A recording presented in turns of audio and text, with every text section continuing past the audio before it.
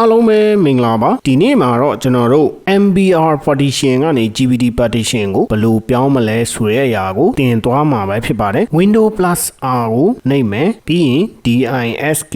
mgmd.msc ကိုနှိပ်မယ်ပြီးရင် enter ခောက်မယ်လူကြီးမင်းတို့ရှေ့မှာဒီ download box လေးကြာလာမှာဖြစ်ပါတယ်ဒီ process မစခင်လေးမှာလူကြီးမင်းတို့ hard disk မှာရှိတဲ့ data တွေအကုန်လုံးကို backup လုပ်ဖို့တော့ကျွန်တော်အကြံပေးပါရစေဘာလို့လဲဆိုရင်ဒီ process မှာဒီ data တွေအကုန်လုံးပျက်စီးသွားမှာဖြစ်တဲ့အတွက်ဖြစ်ပါတယ်ဒီ disk 1ကိုကျွန်တော်တို့ MBR ကနေ GPT ကိုပြောင်းမှာဖြစ်ပါတယ်အခု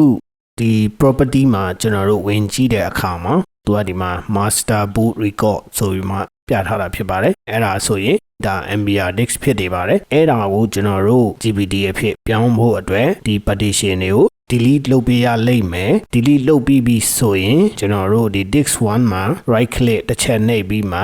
convert to GPT disk ကိုတစ်ချက်နှိပ်လိုက်ရင်သူ GPT ကို automatic ပြောင်းလဲပြီးပြီဖြစ်ပါတယ်ကျွန်တော်တို့အဲ့ဆိုရင် new simple volume ကိုတစ်ချက်လုပ်လိုက်ရအောင် next နှိပ်သွားမယ်250 GB something ပေးပြီးမှ next နှိပ်မယ်ပြီး next နှိပ်သွားမယ်နော် finish ဒီမှာပထမ partition ကျွန်တော်တို့ခွဲပြီးပါပြီဒုတိယ partition ကိုလည်းကျွန်တော်တို့အဲ့လိုပဲ new simple volume disk ကနေ next ပဲနှိပ်သွားမယ်အကုန်လုံး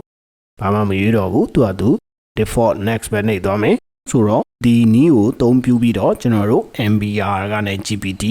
GPT ကနေ MBR ဆိုပြီးတော့ဘယ် disk ကိုမဆို convert လုပ်လို့ရပါတယ်ဒီဗီဒီယိုမှာတော့ဒီလောက်ပါပဲဒီဗီဒီယိုအနေနဲ့လူကြီးမင်းတို့အတွက်အသုံးတဲ့တယ်ဆိုရင်ဗီဒီယိုလေးကို like subscribe and share လုပ်ဖို့မမေ့ပါနဲ့လူကြီးမင်းတို့ subscribe လုပ်ပေးတဲ့အတွက်ကျွန်တော်တို့မှာဗီဒီယိုပြန်လုပ်ဖို့အင်အားရှိပါတယ်အဲအကြောင်းဗီဒီယိုနောက်တစ်ခုမှပြန်တွေ့မယ်နော်